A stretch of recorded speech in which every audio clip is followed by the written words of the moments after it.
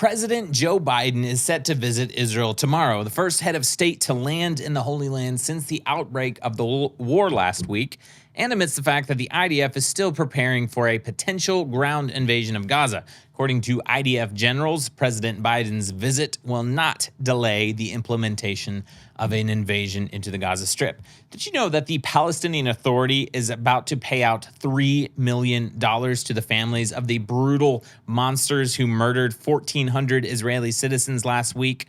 That is in addition to the already $30 million that they pay out to terrorists who murder Jews every single month. Guys, rockets continue to rain down on Israel. The IDF is still preparing for a ground invasion of Gaza, and 4 terrorists were caught trying to infiltrate Israel from Lebanon in the north. I'm Luke Hilton, and this is the Israel Guys.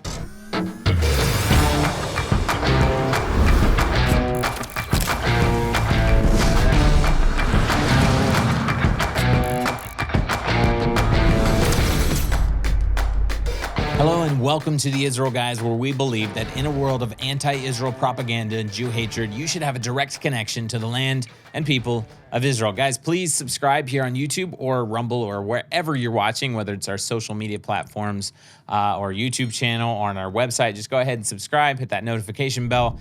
I would tell you to follow us on Instagram, but right before we hit record, we got a notification that the Israel Guys Instagram page has been suspended for violating Instagram's community guidelines. No, they wouldn't tell us what for. They only said we could appeal it. If we're accepted, they'll restore our page. If not, our page will be permanently deleted. So yes, pro-Israel media platforms are being censored by Meta. You guys can go complain if you want. I'm not sure it will do much good. Hopefully we'll be back up online, but please follow us everywhere else. We need your support more than ever right now. So President Joe Biden just announced last night by Secretary of State Antony Blinken that the president will be visiting Israel right in the midst of the war and rockets raining down. But the IDF wanted to make it clear that his visit will not delay the implementation of a ground invasion into Gaza. Everybody's been thinking the IDF is going to march into Gaza for the last 3 days. They still haven't. There's lots of rumors floating around, whether it's the weather. There's been some rain here the last day or two. Or whether they just want to be completely prepared, or whether they're giving civilians in Gaza a chance to flee to the south, because they did warn them multiple times. Any innocent civilians who want to be out of harm's way need to get to the southern part of the Gaza Strip. I don't know if you guys have heard this, but Hamas is actually prohibiting people from leaving the northern strip. Why? Because they want them as human shields. They want the IDF to kill as many civilians as possible in Gaza, and then be able to blame the IDF and blame Israel around the world for killing innocent civilians, when Hamas is actually blocking roads. They're actually setting up roadblocks so that civilians cannot leave the northern area, so that they will be in harm's way as much as possible. Biden's statement ahead of his trip to Israel, he said on Twitter, quote, "On Wednesday, I'll travel to Israel to stand in solidarity in the face of Hamas's brutal terrorist attack. I'll then travel to Jordan to address dire humanitarian needs, meet with leaders, and make clear that Hamas does not stand for Palestinians' right to self-determination." I'm trying not to read too much into that statement, but it almost seems as if Biden's saying, well, he definitely is saying Palestinians have a right to self-determination. He's just trying to say we need to separate between Hamas and Fatah, Palestinian Islamic Jihad, maybe Hezbollah, right? Because Hamas is the bad guy right now. These other guys are not so bad, even though Fatah controls the Palestinian Authority, who is about to pay $3 million to Hamas terrorists, because that is a Palestinian Authority law. We'll get to that in just a second. Stay tuned for the second half of today's program.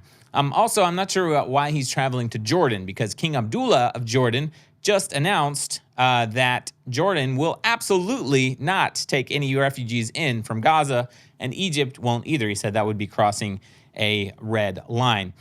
IDF spokesman Lieutenant Colonel Jonathan Conricus said that, he said, quote, "The American president also said that Hamas needs to be destroyed, and that is our military aim." He was referring to the fact that the IDF will go into Gaza when they are ready, and they won't make their plans based around when Biden lands in the country. Secretary of State Antony Blinken confirmed the president's visit.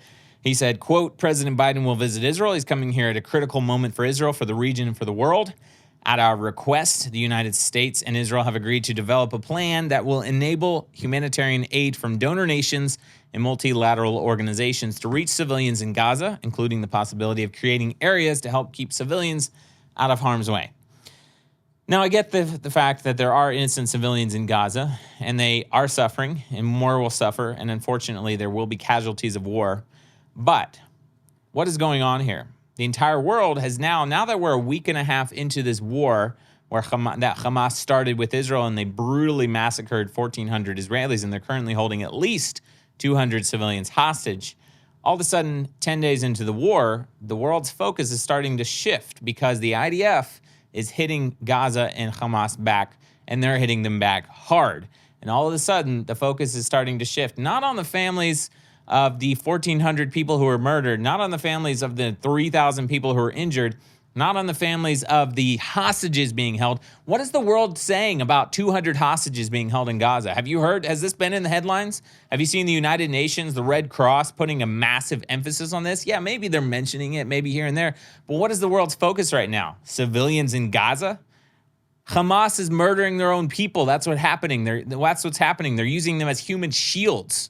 Maybe we should put the focus on destroying these brutal, barbaric monsters who call themselves Hamas, and not put the focus on how many refugees do we need to help, how many civilians do we need to help. Let's get Hamas destroyed, and then civilians in Gaza will stop dying. How about that? Destroy Hamas, and then we can turn the electricity and the water back on for Gaza. Destroy Hamas, and we can actually rebuild an economy for innocent people who live there. By the way, a lot of the civilians in Gaza do support Hamas, okay? Don't think they're all innocent. Not at all. The majority of them, more than 50%, absolutely do support Hamas. Al Arabiya news site announced that more than 108 trucks were waiting to enter Gaza via the Rafah crossing on the Egyptian border. That was this morning. They were supposed to go in at 9 a.m. I could not find a confirmation that they did actually go in. And as I mentioned before, King Abdullah of Jordan said, nope, we're not taking any refugees, and neither should Egypt. That would be a red line. So guess what? Jordan is going to host President Biden to talk about helping civilians in Gaza, but they're absolutely not interested in helping civilians in Gaza. Is nobody paying attention to this stuff? Guys, wake up. So Hamas is still claiming to have 200 to 250 hostages in Gaza. They even released a video that purportedly shows a hostage in Gaza, a young woman, I believe age 21. She even talks to the camera in the video. She says, quote, I'm Mia Shem, 21 years old from Shoham. Currently, I'm in Gaza. I returned early Saturday morning from Sderot. I was at a party. I was seriously injured in my hand. And then she calls on Israel to, quote, get me out of here as soon as possible. Now, I have not seen that the IDF or the government of Israel has confirmed that this is a real video. If it is, obviously Hamas, they've also put out other videos of children and babies that they're holding hostage. Basically, they're trying to put out an image that they're like treating these hostages nicely and being considerate of them and taking. They even said that the young woman in the video, they'd performed surgery to help her after they broke her arm when they captured her. Guys, don't make no mistake. These hostages are not being treated well. And a lot of people think they're probably being held deep underground in tunnels so that the IDF cannot mount a rescue operation. But rest assured, they are being tortured in the most horrific ways and enduring unimaginable other horrors at the hands of Hamas, who does equal ISIS in their barbarity. Make no mistake, IDF spokesman Rear Admiral Daniel Hagari confirmed on Monday that at least 199 hostages had been taken to Gaza. That's how many the IDF has notified family members of inside Israel. That number has been growing every day because they've been confirming identities, notifying family members, and then releasing the numbers to the public. So at least 199, possibly more. I'm not sure. The IDF has been being very secret in the government right now as to their plans. So obviously a ground invasion into Gaza and the IDF's attacks against Hamas are being complicated by the fact that there are at least 200 hostages inside Gaza, who I'm sure Hamas will not hesitate to use as human shields. Guys, if you have been following our efforts since the beginning of the war, you know that we are located inside Israel's biblical heartland, what the world calls the West Bank. We're located in central Samaria, inside Judea and Samaria. We launched a campaign about a week ago. So far, you guys have been so generous, and we've been bringing equipment and supplies into Israel. We've been purchasing supplies here, things like drones, flashlights, security cameras. We even installed a gate for a local farm. Basically, we are in the midst of bringing as much critical aid and supplies and equipment into Israel's heartland as possible, because here's what's going on. Most of the IDF, including hundreds of thousands of reserves, have been called to the northern and the southern fronts of Israel. That means Judea and Samaria, home to about 152 Jewish communities and 65 farms, so about over 200 communities altogether, when you put it together, have been left here with very few IDF soldiers to defend them. Now, make no mistake, the IDF is here. Every community is secure, but their 500,000 Israeli Jews in Judea and Samaria are surrounded by 2 million Arabs, most of whom support Hamas, Fatah, Hezbollah, Palestinian Islamic Jihad, even Iranian agents. Okay, so make no mistake, Jewish communities inside places just over the hill from where I'm sitting is Nablus, not too far is Qalqilia, farther north Jenin. We're talking about Ramallah. Guys, we hear gunshots from here. Gaza was separate from Israel. They broke through the fence, broke through Israel's intelligence, and marched into Israel. Different situation here in Judea and Samaria, but the potential is that the war could escalate here, just like it's escalated in the south, and possibly could escalate in Lebanon. Our goal and our mission right now is to equip every single community and farm in Judea and Samaria so that they have the equipment and supplies they need to make sure their families and their homes are safe. Guys, you can go to operationetai.com. The link will be down in the description below. You can see our campaign that's in full swing. We have a massive, massive goal and dream to equip every single Jewish community in Judea and Samaria. We're airlifting, we're sourcing equipment from all over the world, airlifting it to Israel as I speak, and it's going straight to the Jewish communities in Israel's biblical heartland. Itai was a man from the Bible who came and joined himself to David's army. He was from the same town that Goliath was from, which, guess what, is modern-day Gaza. Goliath decided to fight against Gaza. Itai came to Israel to stand and fight with David. Guess what? War broke out when Absalom decided to attack David the day after Itai got to Israel with his men. David said, Itai, go home and save yourself. And Itai said, no, we're here. We're going to stand with you. Itai was a man from the nations who decided to, unlike Goliath, because they were both from Gath, which is modern-day Gaza, who decided to stay with Israel and join them and stand with them in their time of greatest need, their greatest crisis. So you guys can go to operationetai.com and stand with Israel right now. The need is so great, and every donation you give, it's going to go directly to this cause, Operation Itai, bringing equipment from all over the world. We're talking Christian Zionists standing with Israel's biblical heartland. Before we close out today's show, you have to know about this, because this is absolutely mind-blowing what's happening. You guys know about pay to slay. You know that the Palestinian Authority pays terrorists and terrorist families who are murdering Jews, right? It's an actual law under the Palestinian Authority. The same people who Biden says have the right to self-determination, they have a law that pays people to kill Jews, right? Guess what? The Palestinian Authority will be rewarding Hamas terrorists and their families with nearly $3 million, $2.8 million just this month. And that's just money that's going to the people who killed 1,400 Israeli civilians last week. The Palestinian Authority, they dance and toe the line when it comes to, do we support Hamas or do we support peace, right? That kind of thing. But when it comes to their actions, laws on their own books has specific amounts of money to pay terrorists and terrorists' families, okay? I want to read you something directly from Palestinian Media Watch, and a right-wing NGO who tracks much of what the Palestinian Authority does, okay? Quote, under Palestinian Authority law, every terrorist who is killed attacking Israel is defined as a martyr, whose family is immediately rewarded by the PA with $1,500 grant and a $353 per month allowance for life. This means each family of the 1,500 dead Hamas terrorists who invaded Israel will receive 7,400 shekels for the first month. That's probably $2,000, something like that. Families of those terrorists who were married and had children will receive even more, okay? If you have family and children, you get more for every child.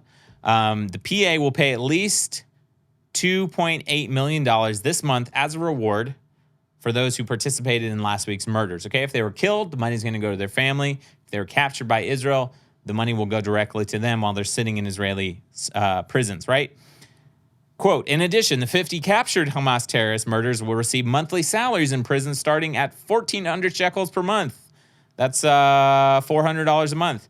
Terrorists who are married and have children will receive even higher salaries. This month, these newly arrested terrorists will receive at least about $17,600, okay? 1,400 Hamas terrorists who were killed last week, they're going to get almost $3 million just this month. 50 terrorists who managed to get captured instead of neutralized by Israel, they're going to get $17,000 just this month. That's in addition to the Palestinian Authority already paying more than $30 million per month under their Palestinian Authority law, okay? Obviously, there's going to be these numbers are going to increase as the war continues. Unfortunately, it's the barbaric reality. So make no mistake, Hamas, Palestinian Authority, run by Fatah, exactly the same. Palestinian Islamic Jihad, Hezbollah, ISIS, Iranian agents, all the same, okay? And it's just horrific that the Palestinian Authority is going to pay out almost like $33 million to terrorists and their families just this month, only for the reason that they murdered Jews in Israel. By the way, the European Union and Norway, I apologize if you're watching and you're from one of these countries, they're the biggest donors to the Palestinian Authority. That means that money is going directly to this pay-to-slay program. Just remember, if the Palestinian Authority comes out and publicly says in English, we don't support Hamas, why are they paying millions of dollars to martyrs' families and Hamas prisoners who managed to kill Jews every single month? Guys, you might notice at OperationEtai.com, we have a $29 million goal. That goal, if we hit that goal, we will equip 200 Jewish communities and farms in Judea and Samaria with everything that they need for the time being. I was thinking about it. If the Palestinian Authority can pay more than $30 million to terrorists and their families who are murdering Jews this month, surely Christian Zionists and those who support Israel all over the world can raise $29 million. If you guys want to get involved, go to OperationEtai.com, click the link down in the description below. Guys, don't forget to subscribe. Let me know what you think down in the comment section. As always, tune out the fake news and tune into what's actually happening here in the land of Israel. We're here every single day, Monday through Friday, with your direct connection to the land and people of Israel.